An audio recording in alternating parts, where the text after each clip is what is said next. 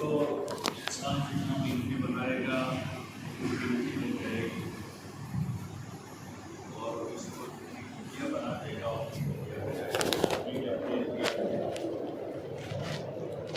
آدمی کو قیمتی بنا یا اس کو بالکل بیٹی بنا زندگی کو اگر اللہ مشہور کرے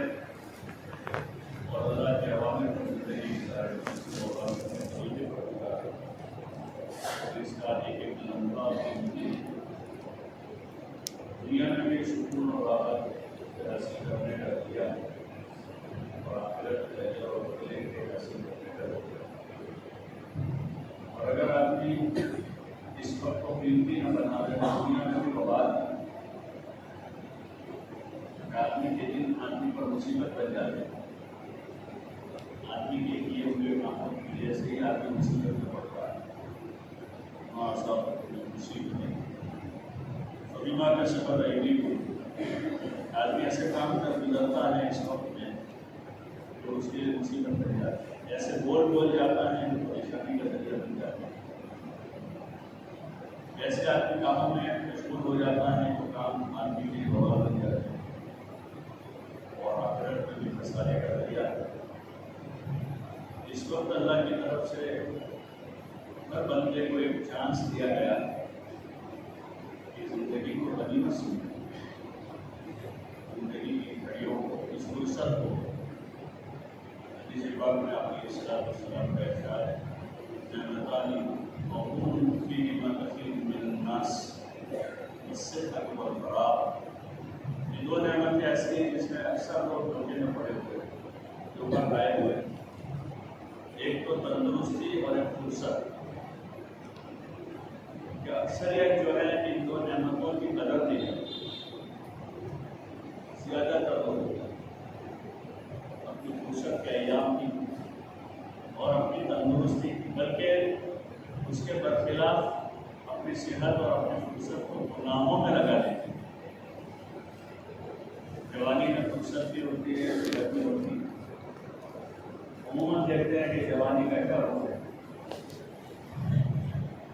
اللہ سے غافل ہو کر آدمی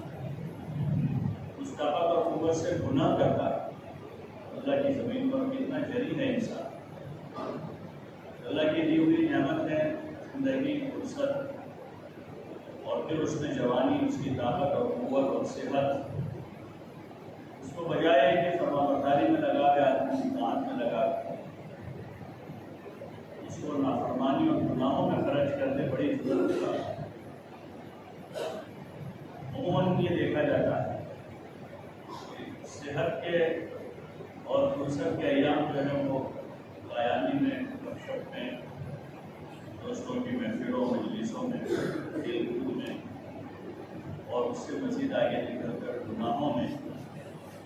انسان اس کو ضائع کر دیتا ہے۔ اس امید کر کے بعد میں جا کر توبہ کر لیں گے اور بڑھاپے میں پھر سے کام کر لیں گے، لیکن بڑھاپا آدمی کو نصیب ہوا نہ ہوا کون جانتا ہے۔ دوسرا یہ ہے کہ جو ہوا ہے اس کی بھرپائی پوری ہوتی ہے نہیں ہوتی کون جانتا ہے۔ اصل کمال تو یہ ہے کہ آدمی جوانی اور قوت کے دنوں کو اللہ کے اطاعت میں استعمال کرے۔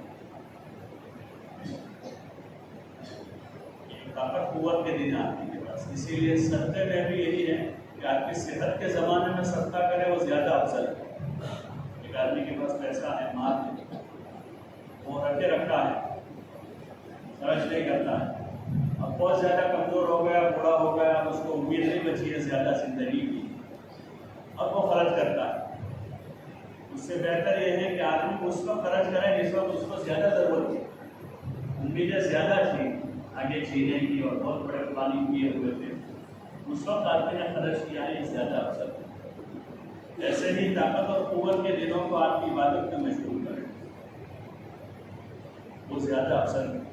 ورنہ شیخ صاحب کسی جگہ کہہ رہے ہیں در جوانی توبہ کر کر شیخ پیغمبری سے، وہ مثال دے رہا ہے اس پورے قصے میں کہ بڑھاپے میں تو بھیڑیا بھی اللہ کرتا ہے، جنگل کا جو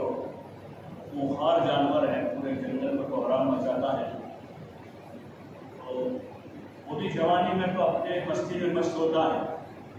کہ بوڑھا ہو جاتا ہے، کمزور ہو جاتا ہے، تو وہ ایک کونے میں پڑا پڑا اللہ اللہ کر کیا کرے گا؟ وہ طاقت تو بچی نہیں ہے کچھ، وہ تو ساری سر ہو چکی ہے۔ تو کہہ رہے ہیں کہ اصل جوانی میں توبہ کرتا پیغمبروں کا شیوا ہے کہ آدمی جوانی میں اللہ سے صلح کر کے رکھے۔ ایسے حال میں نہ ہو جو گنہگار ہو، گنہگاری کی حالت اچھی نہیں ہے۔ آدمی کورٹ کا معمولی مقدمہ اس کے اوپر بتائیں، جب تک وہ ختم نہیں ہوتا چین سے بیٹھتا نہیں، وکیلوں سے ملتا ہے، ایسے نہیں ہوتا تو رشتے داروں کے پاس جاتا ہے، لوگوں کے پاس بھیک مانگتا ہے کہ میری مدد کر دو، کورٹ میں میرا کیس ہے، بری ہو جاؤں۔ معمولی کیس میں آدمی ادھر ادھر پھرتا ہے، اور ذرا بڑی قلم لگی ہوئی ہو تو آدمی پریشان ہو جاتا ہے۔ تو بارگاہ خداوندی کا مجرم بن کر آدمی نفاق کے ساتھ، شرک کے ساتھ، کبیرہ گناہوں کے ساتھ، اللہ کی نافرمانی کے ساتھ نماز چھوڑ کر اور بنیادی فرائض میں آدمی کوتاہی کر کے اللہ کی زمین پر کیسے جی سکتا ہے؟ کتنی بڑی ضرورت ہے آدمی، کتنی بڑی ضرورت ہے کہ حکم الحاکمین کا مجرم بن کر آدمی زمین پر بنے۔ گنہگاری کی حالت اچھی نہیں۔ اللہ تعالیٰ نے مہربانی کا معاملہ کیا ہے اپنے بندوں کے ساتھ کہ اگر گناہ ہو جائے فوراً توبہ کر جائے، اس پر اصرار نہ کرے، گناہ ہوا ہے توبہ کرے، رجوع کرے، واپس آ جائے، گناہ پر مصر نہ ہو۔ 100 بار بھی اگر ہو گیا ہے توبہ کر لو۔ اللہ تعالیٰ کے لیے اگر 100 بار بھی آدمی گناہ کر چکا ہے پھر توبہ کرے، لیکن گنہگاری کی حالت میں رہنا یہ آدمی کی بڑی جرات ہے۔ رات میں گناہ ہوا ہے، آدمی صبح ہونے سے پہلے توبہ کر لے، دن میں گناہ ہوا ہے، شام ہونے سے پہلے توبہ کر لے۔ اس لیے اللہ تعالیٰ نے توبہ کے لیے جو ہے 24 گھنٹے دروازہ کھلا رکھا ہے۔ 24 گھنٹے، کوئی گھڑی کوئی لمحہ ایسا نہیں ہے کہ جس میں اس کا در بند ہوتا ہو گنہگار کے لیے کہ بھائی اس کو توبہ کرنے کے لیے آئندہ جمعہ کو توبہ قبول کریں گے یا آئندہ رمضان میں قبول کریں گے۔ یہ مہربانی ہے اس کی، بندہ گناہ کرے اور وہ توبہ کی آفر کر رہا ہے، رجوع کرے۔ وہ نہیں چاہتا کہ کوئی بندہ مجرم بن کر زمین پر رہے، بلکہ صاف ستھرا رہے اللہ کے ساتھ بھی اپنا معاملہ صاف رکھے اور صحت کی حالت میں صاف رکھے۔ صحت کی حالت میں آدمی ڈرے، آخر میں تو آدمی ڈرتا ہے، موت کے وقت دیکھتے ہیں اکثروں ایسی باتیں کرتے ہیں، بہت صوفیانہ بات کرتا ہے آدمی قریب جب موت کے ہوتا ہے، بڑی صوفیانہ بات کرتا ہے۔ وہ بات آدمی قوت کے ساتھ نہیں کرتا، جوانی میں نہیں کرتا ہے، مال دولت ہوتی ہے اس وقت آدمی نہیں کرتا، اس وقت تو سننے کو تیار نہیں، اور جب مال دولت چلی جاتی ہے یا آدمی کی تندرستی ساتھ چھوڑ دیتی ہے تو پھر آدمی صوفیانہ بات کرتا ہے۔ خیر اللہ تعالیٰ کے وہاں اس وقت بھی وہ رد نہیں ہوگا، اللہ اس کی توبہ قبول کرتا ہے، لیکن بندے کے ذمے ہے کہ اس کو چاہیے کہ وہ مجرم بن کے نہ رہے۔ جب اس نے صاف ستھری زندگی دی ہے تو صاف ستھری زندگی گزارے، اور خصوصاً صحت کی حالت میں اور فرصت کے ایام میں۔ صحت اور فرصت کو آدمی غنیمت سمجھ کر اس سے آدمی بھرپور فائدہ اٹھا، بھرپور فائدہ اٹھا، ذرا بھی چھوٹ نہ کر جا۔ جیسے حضرات صحابہ اکرام رضوان اللہ تعالیٰ علیہ اجمعین نے اپنی زندگیوں سے بھرپور فائدہ اٹھایا، اپنے لمحوں کو ضائع نہیں کیا، اپنے دنوں کو برباد نہیں کیا، انہوں نے اپنے اموال کو بھی ضائع نہیں کیا، اپنی جان اور مال دونوں کو انہوں نے صحیح جگہ لگایا۔ لیکن اس چیز کا دائیہ آدمی کے اندر کیسے پیدا ہو؟ اندر سے دائیہ ہوتا ہے۔ بھائی کسی کو کھیل کا چسکا لگا بچپن میں، 60 سال کی عمر میں آدمی شام کو میدان میں 2 گھنٹے گزارتا ہے، 60 سال کی عمر میں۔ 80 سال کا بوڑھا آدمی 6 گھنٹے میچ دیکھتا ہے، 80 سال کی عمر میں، کے اندر وہ دائیہ پیدا ہو گیا، کھیل کود کا، لایانی کا، ہنسی مذاق کا، غفلت کا، تیری میری کرنے کا، کہ بچپن سے ان چیزوں کے عادی ہو چکے ہیں جو زندگی کا مضر پہلو ہے۔ حضرت عمر رضی اللہ تعالیٰ عنہ نے ایک لشکر روانہ کیا، اس کے جو ذمہ دار تھے ان سے کہا کہ اپنے آپ کو اور اپنے ساتھیوں کو خوبیوں کا عادی بنانا، نصیحت کی کہ اپنے آپ کو بھی اور اپنے ساتھیوں کو خوبیوں کا عادی بنانا، کہ آدمی خوبی کا عادی بنے، ورنہ جنگل میں کچھ اگایا نہیں ہے تو کانٹے دار جھاڑیاں اپنے آپ اگ جاتی ہیں۔ ابھی آپ دیکھیں گے بارش کا موسم ہے، اس سب جگہ باور کے بڑے بڑے وہ نکل آئے ہو، کسی نے اگایا نہیں اس کو، لیکن جن زمینوں کی مرمت کی گئی اس کو ہموار کیا گیا اور کسانوں نے اپنا بیج ڈالا ہے، وہ 3 ساڑھے 3 4 مہینے کے بعد فصل کاٹیں گے، کیونکہ انہوں نے اس پر کچھ کام کیا، کچھ محنت کی۔ ایسے ہی ہماری زندگی، اگر اس کو ہموار کیا گیا اور اس پر کچھ کھیتی کی گئی، اعمال کی، نیک عملوں کے بیج بوئے گئے، صدقہ کیا ہے، نمازیں پڑھی ہیں، ذکر کیا ہے، تلاوت کی ہے، دین سیکھا ہے، دین سکھایا ہے، صلہ رحمی کی ہے، لوگوں کی خدمت کی ہے، تو یہ بیج پڑے۔ حدیث میں آتا ہے کہ آدمی کھجور صدقہ کرتا ہے اخلاص کے ساتھ، اللہ تعالیٰ اس کو بڑھاتا ہے بڑھاتا ہے بڑھاتا ہے، یہاں تک کہ قیامت کے دن اللہ تعالیٰ اس کو احد پہاڑ کے برابر ثواب دے گا، اس ایک کھجور کا،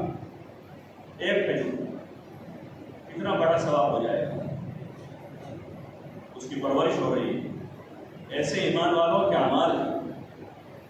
بندے کو چاہیے کہ اپنے اندر وہ دائرہ پیدا کرے جس سے آدمی خوبیوں کا عادی بنے، ورنہ خرابی کے تو عادی بنے ہوئے بچپن سے۔ ماحول ہی ایسا ہے، گھر کے ماحول میں دیکھا کہ ابا ماں کو گالیاں دے رہا ہے، باپ بہن کو گالی دے رہا ہے، بچہ وہ سن رہا ہے، گھر کے ماحول میں گالی دینا سیکھا ہے، دھیرے دھیرے آدمی پختہ ہو گیا۔ ابتدا میں بہت سارا ڈر کے دیتا تھا، چھپ کے دل سے دیتا تھا، جیسے جوان ہوا بالغ ہوا تو ذرا زور سے دینے لگا اور اب سب کے سامنے دیتا۔ ایسے آدمی نے گھر کے ماحول میں دیکھی کہ بھائی فجر میں غفلت ہے، سستی ہے، مدرسہ جب تک چلتا رہا وہاں استاد بلا رہے تھے جلدی سے تو اٹھ کر چلا جاتا تھا، فجر پڑھ لیتا تھا، لیکن جس دن مدرسہ چھوٹا ہے اس دن گھر کے ماحول میں دیکھا کہ سب سوئے ہوئے ہیں، تو پکا نمازی جو لڑکا تھا 15 سال 14 سال کی عمر تک، اس نے 8 سال کی عمر سے 14 سال تک 6 سال فجر کی نماز پڑھی تھی، اب وہ دھیرے دھیرے عادی ہو جاتا فجر چھوڑنے، پکا بے نمازی ہو جاتا۔ وہ ماحول ہے، اس ماحول میں آدمی کو تربیت دینے کی ضرورت ہے، وہ تندرست ہو، اس حساب سے دینی اعتبار سے صحت حاصل کرے اور خوبی کا عادی بنے ہو کہ 14 سال تک فجر پڑھتا تھا، 15ویں سال سے تہجد شروع کرے، ابھی تک تو فجر میں پابندی سے جا رہا تھا، اب مزید ایک قدم آگے جا کر وہ آدھا گھنٹہ جلدی اٹھنا شروع کرے گا۔ ابھی تک فرض نماز پڑھتا تھا، دھیرے دھیرے سنت پڑھنے کی عادت بنائے گا، وہ سنتوں کا عادی ہو گیا، اب دھیرے دھیرے نفلیں پڑھنے کا عادی ہوگا، یہ اشراق پڑھنا شروع کیا ہے اور وابق پڑھنا شروع کیا شام کو، اور اسی طرح دھیرے دھیرے آدمی کوشش کرے کہ تہجد پڑھنا شروع کرے۔ تو اسی کے لیے زندگی اسی لیے عبادت کے واسطے زندگی کہ اللہ کی عبادت کرے، وما خلقت الجن والانس الا لیعبدون، کہ ہم نے جنات و انسان کو صرف اور صرف اپنی عبادت کے واسطے پیدا کیا۔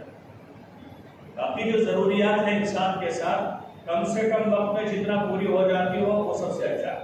جو آدمی کم سے کم وقت میں اپنی روزی حاصل کر لے سب سے زیادہ عقل مند ہے۔ 8 گھنٹے کے بجائے اگر کسی کو 4 گھنٹے میں دھندا ہو جاتا